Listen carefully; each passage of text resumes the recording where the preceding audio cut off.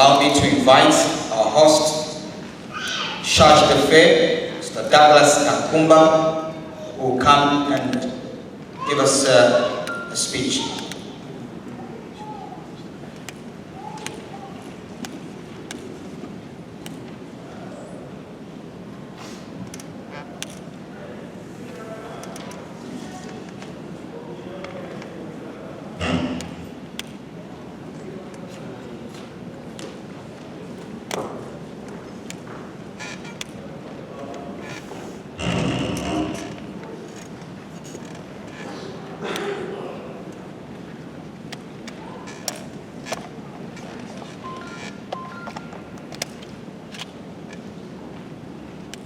Thank you so much, our MC, for this opportunity.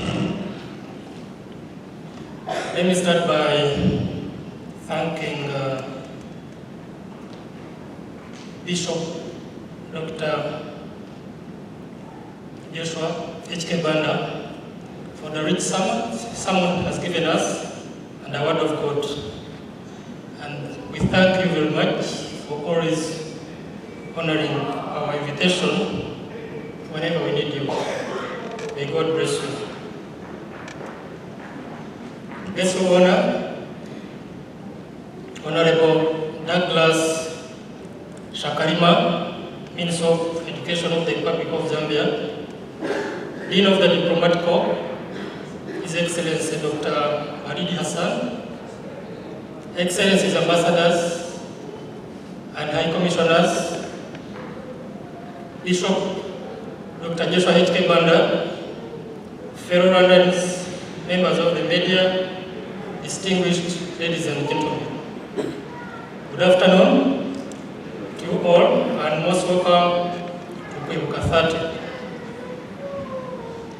On behalf of the government of Rwanda and on my own behalf, I would like to thank you all and appreciate everyone in attendance for your solidarity as we gather here in Osaka to honor and commemorate over 1 million people that were killed for who they were in 1994 genocide against the Tutsi in Rwanda three decades ago. Allow me to express my gratitude as well as extend a special welcome to the guest of honor this afternoon, Honorable Douglas Shakarima. Furthermore, allow me to recognize and thank the esteemed representatives of the various countries and representatives of regional and international bodies present here today. I wish to add that during the last 30 years, the government of Rwanda has made significant efforts to preserve and honor the historical memory of the genocide perpetrated against the Tutsi in 1994, both at national and international level. As we are being here today, in this regard,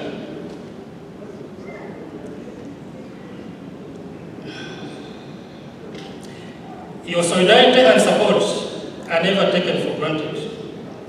Through you, Honorable Minister, I wish to express the government of Rwanda's appreciation for the solidarity shown by the government of Zambia by sending a delegation led by Her Honor, Her Excellency Mutare Narumango, Vice President of the Republic of Zambia, who represented the Republic of Zambia at the Kwibuka 30th National Commemoration event in Kigali on the 7th April this month. As the saying goes, a friend in need is a friend indeed. Under the theme, Remember, Unite and Renew, Rwandans home and abroad continue the 100 days remembrance that started on April 7th. The 30th commemoration marks a generational cycle since the genocide was put to an end, and is an opportune time for a call to reflect on the transformation journey that Rwanda has undergone in the last 30 years. building on the legacy of strength, resilience, and unity that the new generation is called upon to sustain and carry forward to adopt today's global challenges and future aspirations. Honorable Minister, Rwanda continues to advocate for the inclusion of course lessons about 1994 genocide against the Tutsi in schools to educate the young ones and the next generation on the need to fight hate ideologies and stand against any form of discrimination and divisions. For Rwandans, with Catharsis is an opportunity for every Rwanda to face the past and prevent intergenerational transmission of traumas through dialogue and memories. Guests of honor, Excellencies, distinguished ladies and gentlemen, the 1994 genocide against the Tutsis was neither an accident nor a coincidence, but rather the culmination of the long-term extermination agenda. For those not familiar with Rwanda's ill-fated history, the seeds of hate and divisionism in Rwanda were sowed under the infamous colonial divide and rule policy, which in turn slowly entrenched a distorted national identity, with social classes becoming ethnic groups, some calling it tribes, in a once homogeneous nation where all spoke one language and shared the same culture. In the months and days leading to the genocide, thousands of militiamen, the majority of them youth, were trained and equipped to become killing machines that could wipe away thousands of Tutsis in a single day. From April 7, 1994, until the time the genocide was stopped, days were long and nights were short for survivors. They went through an agonizing ordeal of seeing family members killed and being hunted with no place to hide. Perpetrators looted, raped, and killed the Tutsis without sparing children and pregnant women. Every day saw thousands of those being killed across the country. During this distressing period, no one came to Rwanda's aid. The slaughter was only halted when the Rwanda Patriotic Front Army took Kigali and defeated the genociders. The genocide showed what can happen when an ideology built on hatred is allowed to flourish unchecked by those with the power to intervene. Although foreign governments and international institutions failed in Rwanda's great hour of need, there were some brave foreigners on the ground who made heroic contributions. For example, there was Captain Mbaye Diagne, a captain in the Senegalese army who was part of the UN assistance mission for Rwanda, UNAMIR. During the genocide, Captain Mbaye broke UN rules to carry out missions to save those in need, rescuing over 1,000 people before being killed.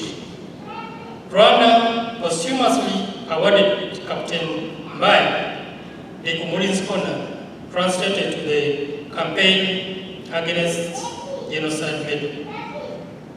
Internationally, New Zealand, Nigeria, and Czech Republic used their positions at the UN Security Council to press for the institution to take action. These few voices did what they could to raise the alarm with a word that was choosing not to listen.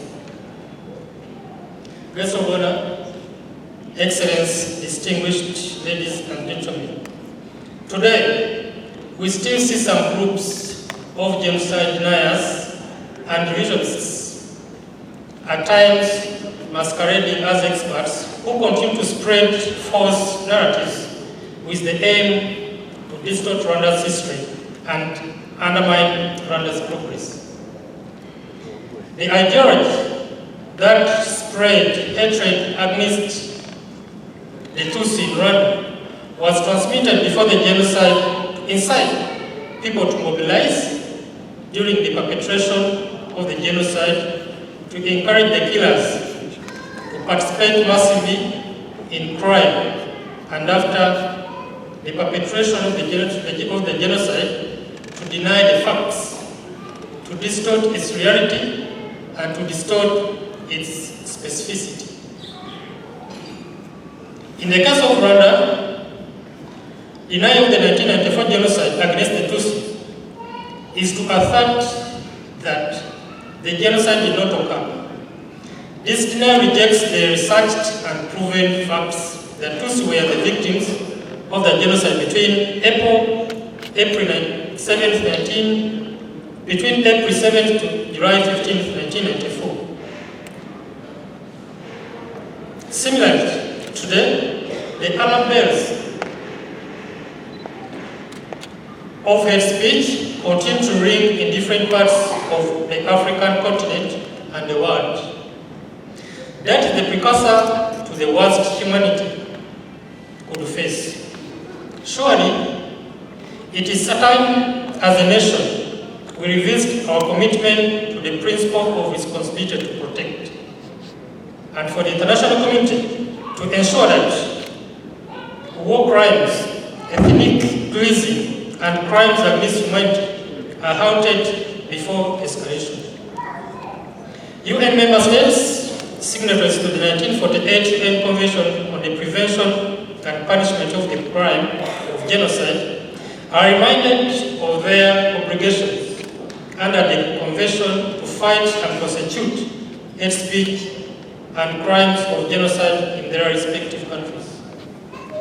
UN member countries are further urged to enact legislations that engage in arresting and bringing to justice identified and confirmed genocide victims residing or hiding in foreign countries.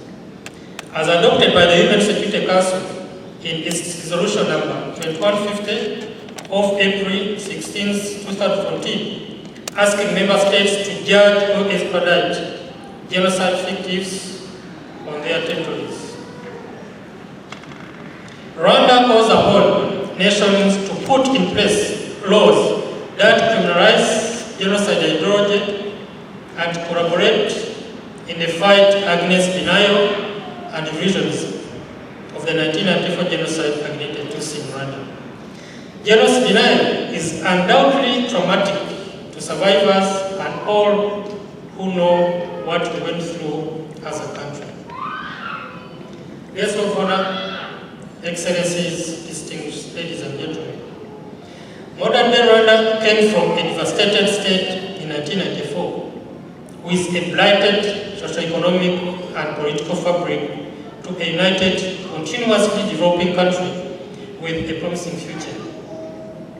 Collectively, Rwandans had to make very difficult choices along the way. We remain thankful for the sacrifices of the selfless survivors who gifted us with forgiveness and opened up to the difficult process of reconciliation.